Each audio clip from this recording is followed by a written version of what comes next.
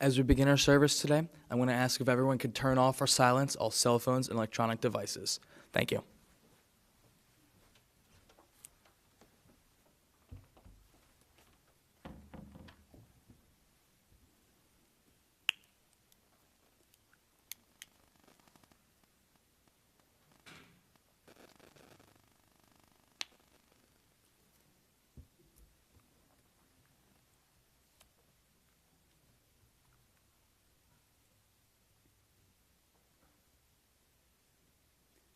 Welcome, everyone. Eshet Chayil Mimsa, a woman of valor who can find, for her worth is far greater than rubies. The heart of her husband does safely trust in her, and through her he has no lack of gain. She does him good and not evil all the days of her life. She seeks wool and flax and works willingly with her hands. She is like the merchant ships. She brings her food from afar. She rises also while it is yet night and gives food to her household and a portion to her maidens. She considers a field and buys it, and with the fruit of her hands she plants a vineyard. She girds her loins with strength and makes strong her arms. She opens her mouth with wisdom, and the law of kindness is on her tongue. She looks well to the ways of her household and eats not the bread of idleness. Her children rise up and call her blessed. Her husband also, and he praises her. Many women have done valiantly, he says, but you exceed them all. End quote. I chose to begin our time together today in loving memory of Sheila Lieberman of blessed memory with the reading of an excerpt from Eshet Chayil, a woman of valor, which comes from chapter 31 of the book of Proverbs. It's a song that is sung each Friday at the Shabbat table in celebration of a strong Jewish woman, and today we are brought together in loving memory of Sheila, just such a woman. Now, I didn't know her in life, but I had the privilege of spending some time with her family, with her loving husband of 57 years, Jean, and their two daughters, Kira and Adina, who shared with me about who their wife and mother was, the trajectory of her life, the causes she held dear, and the reasons that they loved her so much. And again, to repeat, Eshet Chayil ends with these words. It says, she looks well to the ways of her household and eats not the bread of idleness. Her children rise up and call her blessed. Her husband also praising her, saying, many women have done valiantly, but you exceed them all. Sheila, I learned, took great care to look well to the ways of her household. I learned she was a bit of a worrier, but all from a place of deep love and from prioritizing the well-being of her family. And it is clear how much her daughters loved her. Adina sharing with me how much care her mom took to ensure that everyone had everything they needed before they left the house. Kira reflected on her mother's sharp memory and her deep understanding of interpersonal dynamics. Her husband rises up and calls her blessed. Jean shared with me that he fell in love with her right away. He talked about their love of travel together, the deep relationship they shared, about their encounter in meeting Pearl Buck, about Sheila's passion for the causes that she cared deeply about, Holt International and for PFLAG. You know, Jean, it was clear to me as I watched your daughters snuggling in close to you in loving support that you are deeply supported and cared for. And this is about as difficult as moments get. This is a difficult time, and I see the pain from this loss. But I hope that you feel the love that still exists so much in your life, and that you accept that love, and that you together, you and your daughters and your grandchildren and your sons-in-law, that you together keep her honor and memory alive while you're lovingly held up during this difficult time. Today, we come together to pray for full and complete rest for Sheila's body. And we note that her soul remains bound to the bond of life, to each of you who knew her and loved her and were impacted by her being. And together, we offer blessings for the continued elevation of her soul. I'm Rabbi Nathan Weiner. I'm the rabbi of Congregation Beth Tikva in Marlton, where the Liebermans were once members. It's an honor to walk this stage of the journey with you, to mourn alongside you, and to celebrate with you a life well lived. I offer greetings to those who are here, not only with us in person here in the chapel, but also to those joining with us remotely, especially Sheila's brother Mark and his wife Adrian, and all those who join us from afar. Your presence fills this space as well, and we welcome you and your kavanot, your intentions of presence, here into the chapel with us.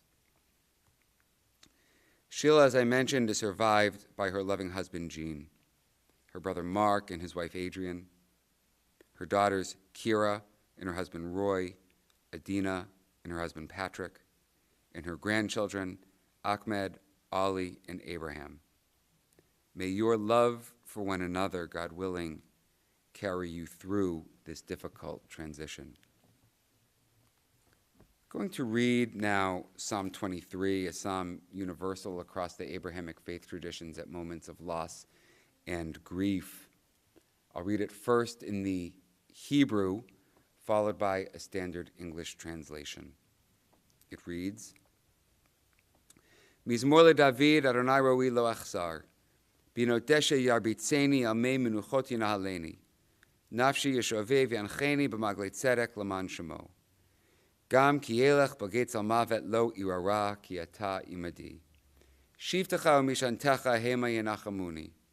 Ta'aroch lafanai shulcha neged zorai, dishanta v'shemen roshi kosi revaya. Ach tov v'chesed yerdefuni kol yemei chayai, v'shavti b'veit Adonai le'orach yamim. A Psalm of David. The Lord is my shepherd, I shall not want. He maketh me to lie down in green pastures. He leadeth me beside the still waters. He restoreth my soul. He guideth me in straight paths for his name's sake. Yea, though I walk through the valley of the shadow of death, I will fear no evil, for thou art with me. Thy rod and thy staff, they comfort me. Thou preparest a table before me in the presence of mine enemies. Thou hast anointed my head with oil, my cup runneth over. Surely goodness and mercy shall follow me all the days of my life, and I shall dwell in the house of the Lord forever. Amen. Amen. From Ecclesiastes chapter 3, for everything there is a season, a time for every experience under heaven, a time to be born and a time to die, a time to plant and a time to uproot what has been planted, a time to tear down and a time to build up, a time to weep and a time to laugh, a time to grieve and a time to dance, a time to throw stones and a time to gather stones up, a time to embrace and a time to refrain from embracing, a time to seek and a time to lose, a time to keep and a time to discard, a time to tear and a time to sow, a time for silence and a time for speaking. This is certainly a time for speaking, as Sheila's immediate family will be offering hespeds, eulogies in her honor, to raise up her kavod, her honor and dignity. We're going to first hear from Jean, followed by Kira, and then Adina.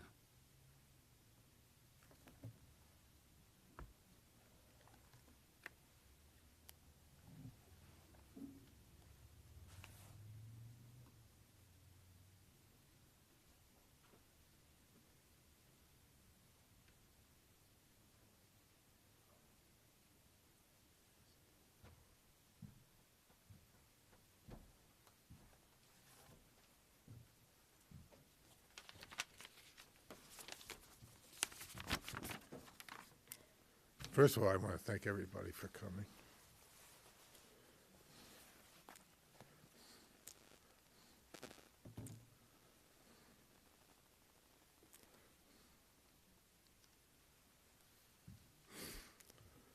I don't know if I'm going to get through this, but I kissed this rosebud red as wine, a kiss so deep that in the center you shall find the imprint of my kiss still there, perhaps a dried up tear.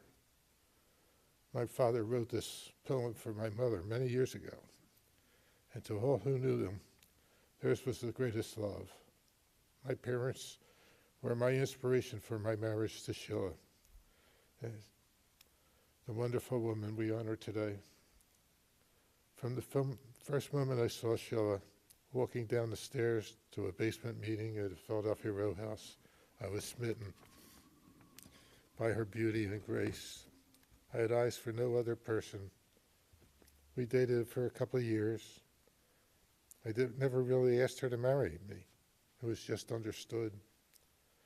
On April 10th, we got married, actually moving the date earlier in time from September.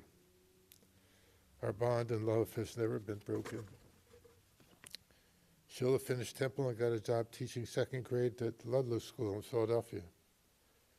She loved working with those children and even brought some of the boys home for the weekend, against the rules. She never followed the rules. When Sheila got pregnant, she cried when she left her job, but now she had a new job and forgot about Lalo. She was a wonderful mother. Our love continued to grow. We enjoyed all the same things and doing them together. I mean everything. We tried like the same foods, music, movies, and traveling. She was a great cook and explored our vast cookbook collection to find different meals for us. Sheila was the best friend, partner,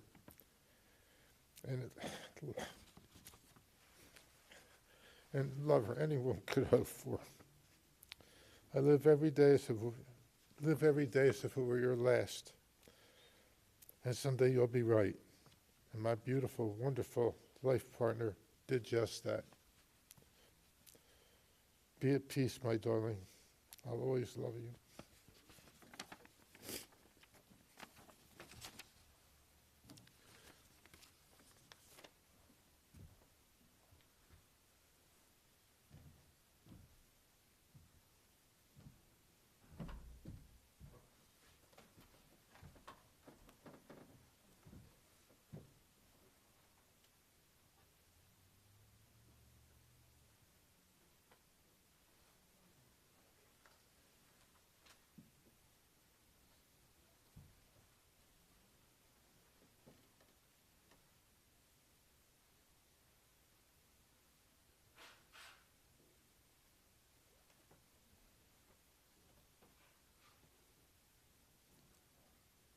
Kira?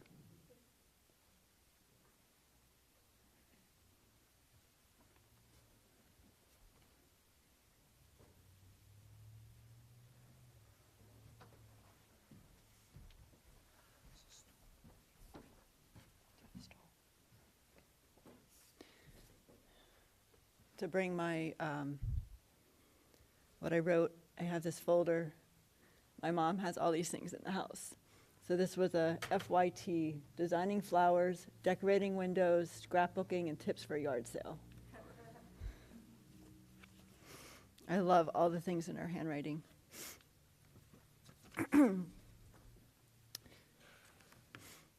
Mom, I miss you so much.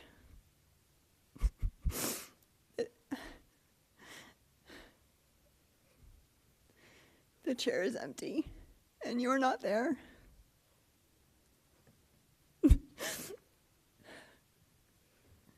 But you are there in my heart, in my soul, and in my memory. You are my mother, my friend, my guide.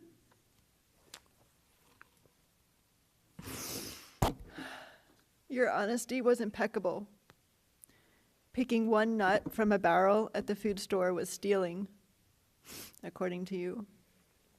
She would return to the store with a half-gallon of milk if the cashier failed to ring it up. She would go back and pay for it. I am so honest because of you. I always admired and valued that level of honesty. It is a reflection of your exquisite beauty, your integrity, and your pureness. For that, I will always love you. Thank you for caring about me and Ahmed and everyone else so much. That care came out as worry and lots of good suggestions, and I will always be grateful for your care. You struggled, Mom, sometimes. Those close to you know that.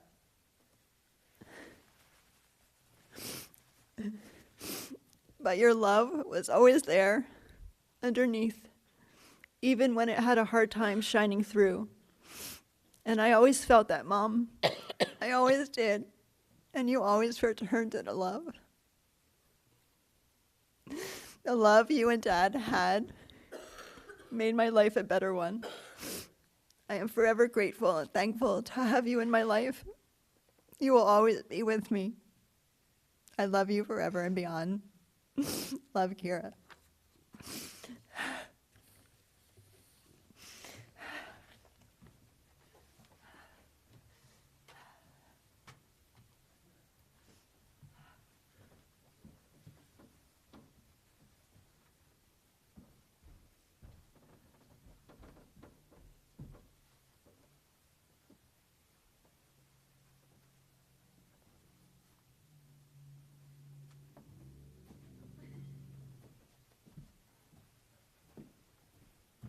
Should I use a step stool?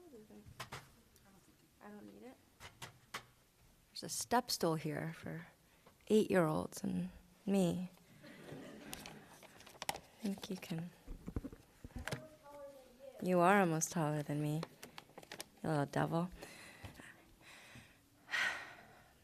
Yesterday, Rabbi Nathan asked us what it was like to be with Mom. My dad often describes their life through the retellings of well-beloved stories, tinted by time and love. But the question had us all pause. What did it feel like to be with Mom? My mom was often worried. She worried about me walking alone at night in Philly.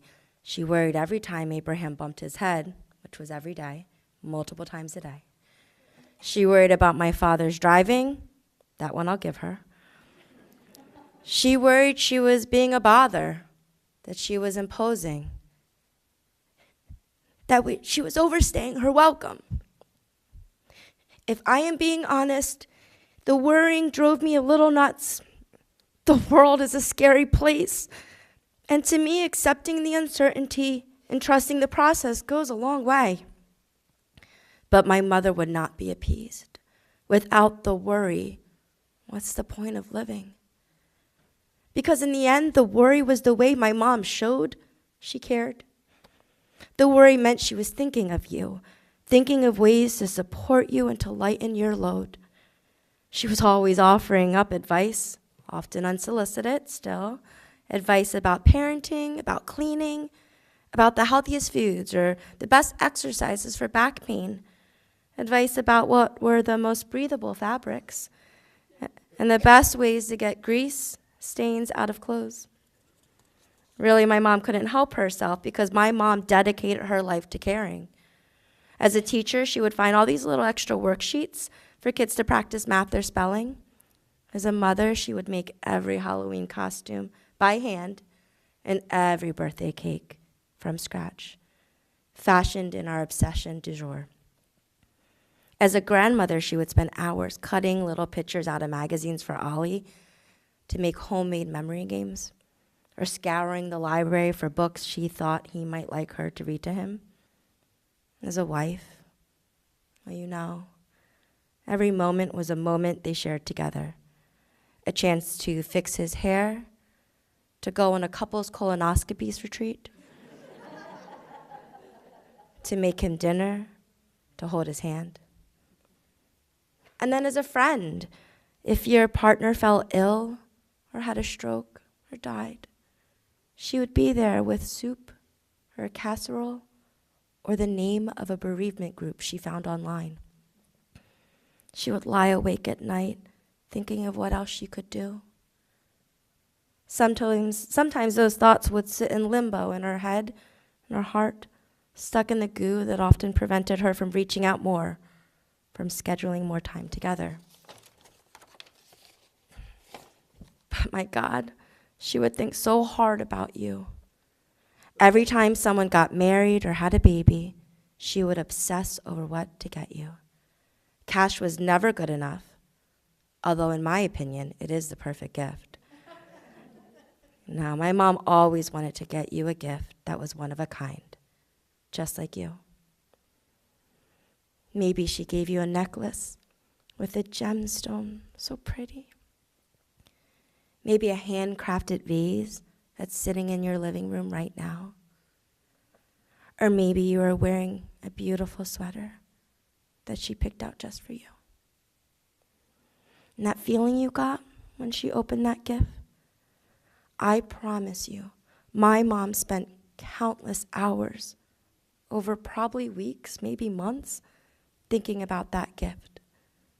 Hitting that beloved craft fair circuit of hers, turning those pretty pieces of clay over and over in her hands, holding each pendant up in the sky to see how well it caught the light. I have watched her do this time and again.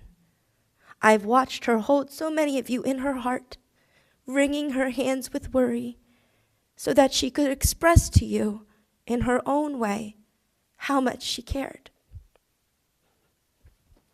In her dying days, I had a chance to say goodbye to her, to tell her how much I loved her, how much I would miss her, how my life would never feel complete with her gone. This was a gift, and I know it. But the thing that will stick with me as the days turn into years without Mom are the normal moments. The weekday afternoons, her and Dad sitting on the sofa, watching the kids, Dad dozing off, me making dinner.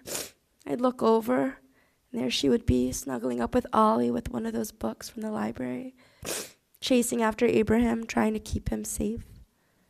In her element, a little worried, but already thinking of another little way she could share her love with us.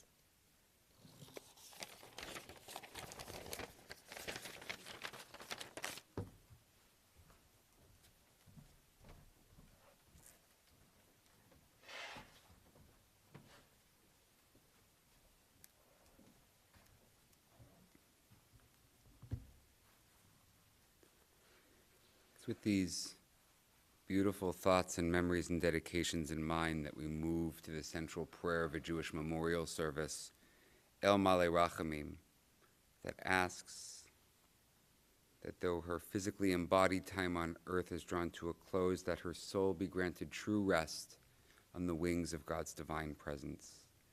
If it's physically comfortable for you to do so, I invite you to please rise.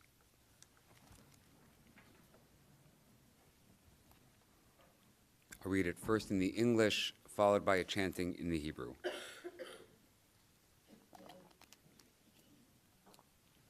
O God, full of compassion, who dwells on high, Grant true rest upon the wings of the divine presence in the exalted spheres of the holy and pure, who shine as a resplendence of the firmament to the soul of Sheila Lieberman, who has gone to her eternal home. For charity has been donated in remembrance of her soul, may her place of rest be in the Garden of Eden. Therefore, may the All-Merciful One shelter her with the cover of God's wings forever, and bind her soul in the bond of life. Adonai is her heritage. May she rest in her resting place in peace, and let us say, Amen. El Malei Rachamim, Shochen Bamromim, Hamitzei Menucha Nechona, Al Kanfei Hashchina, B'malot Kedoshim Utehorim, Kezohar Harakia Mazhirim, Et Nishmat Shoshana Bat David, Shelcha Le'olama. Ba'avor Shenadvu Tzadaka Ba'ad Hazkarat Nishmata, Began Eden Tehe Menuchata, Lachen Bal Harachamim Yasti Reha B'Setor Kenafav Le'olamim, V'yitzvor B'yitzvor HaChaim Et Nishmata, Adonai Hu Nachalata, V'tanuach Al Mishkava B'Shalom, V'nomar, Amen. Please remain standing. With the recitation of El Malei Rachamim, we conclude the performance of the mitzvah of Kavod Hamet, of honoring the deceased, and we now shift our kavanah, shift our intention towards the mourners, forming a community of consolation around them as they, for the first time in her memory, recite the mourner's Kaddish. And in reciting Kaddish, I like to teach that Kaddish is a unique prayer in the Jewish tradition. It actually doesn't speak of death at all. There's no mention of it in it. It's only praise words. It begins, Yitgadal v'yitgadash shemei Rabbah, may God's great name be made blessed and made bigger and more holy. The idea when you say those words in the Jewish tradition is that that's a mitzvah, to proclaim God in that way. And when you go about the world doing mitzvot, you get the credit, except for this one. Had she not passed, you wouldn't be performing the mitzvah, therefore she gets the credit. You heard her family sharing so many wonderful things about how she was in life. In the Jewish tradition, it's a comfort to do this, because those mitzvot get to continue to permeate the world, those good deeds, in a real way. So it's with that intention that we say for the first time at the Mourner's Kaddish. Yitgadal v'yitgadash shemei Rabbah, bi'alma divra kirutei v'amlich malchutei, b'chayechon u'v'yomechon u'v'chayei d'chol beit Yisrael, ba'agala u'v'zman kariv v'imru amen. Yehei shmei Rabbah mevarach le'olam u'lalmei omaya. Yitbarach v'yishtabach v'yitpa'ar v'yitromam v'yitnaseh. V'yitadar v'yitaleh v'yithalal shemei dekudesha b'richu. Le'ela min kol birchata v'shirata. Tush b'chata v'nechamata. Da'amiran bi'alma v'imru amen. Yehei shlama Rabbah min shemaya. V'chaim aleinu v'al kol Yisrael v'imru amen. Oseh shalom b'mramav, hu ya'aseh shalom, aleinu v'al kol Yisrael v'imru amen. May the one who ordains peace in the heavens inspire us to be God's partners and agents for peace on earth, for us, for all Israel, and all inhabitants of the earth, and we say, Amen. Please be seated.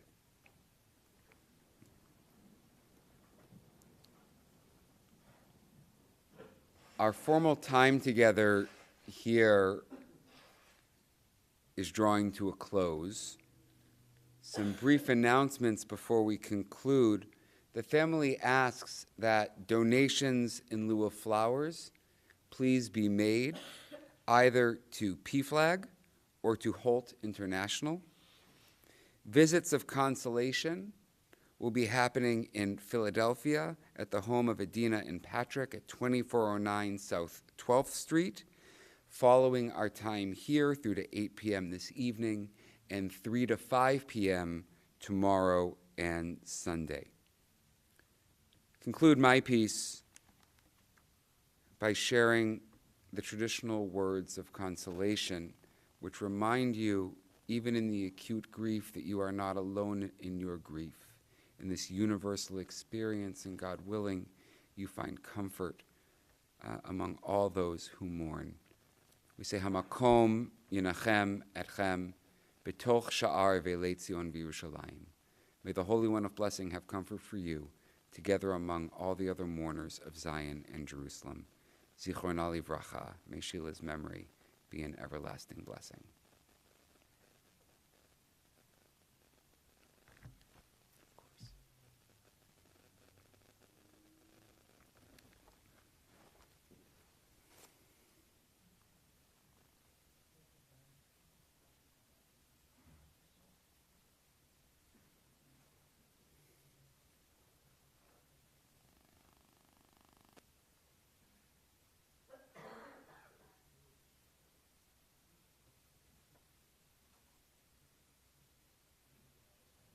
Again, ladies and gentlemen, this will conclude our services here this afternoon. Thank you so much for joining us here today.